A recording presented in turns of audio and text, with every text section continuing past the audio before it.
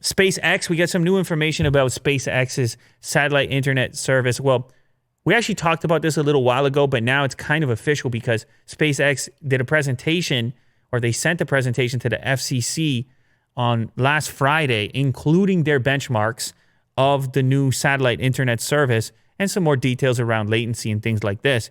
People had questions. Is this really going to be fast internet? I know the original target was around a gigabit for satellite internet. Connect anywhere. I mean, very exciting stuff. Yeah. It's up there floating around the planet. Cool. Mm-hmm. Now, obviously, it's going to take time to get up to that eventual, that sort of target level of connectivity. But these numbers, I think, are actually kind of promising. So we have 2 benchmark tests that were shared from SpaceX to the FCC.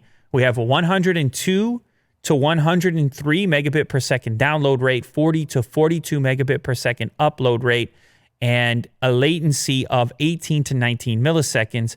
Now, to put this in perspective, I know you got the pro gamers out there that they don't want, they're trying to deal with zero latency, but the reality of the situation, most people with home connections are dealing with some degree of latency. The average latency for fixed broadband in the US is 25 milliseconds, and the rate on mobile is 48 milliseconds. So it turns out it's actually kind of in the wheelhouse there. Yeah. It's not terrible. Now, they're running some initial beta tests. They're going to be rolling out some of these early tests to actually the northern part of the United States as well as the southern part of Canada. I don't know. If you get in touch with somebody, maybe we can do some speed tests. We can be some of the first to link up to the Starlink. It's quite possible. I know, Willie you send emails here and there. Or maybe somebody reaches out to you. It's will@loulater.com. According to the presentation, SpaceX is manufacturing about 120 Starlink satellites each month. The goal is to launch thousands of them into space to enable worldwide coverage and download speeds of 1 Gbps. G, not M. That's big time, man. That's big time from space.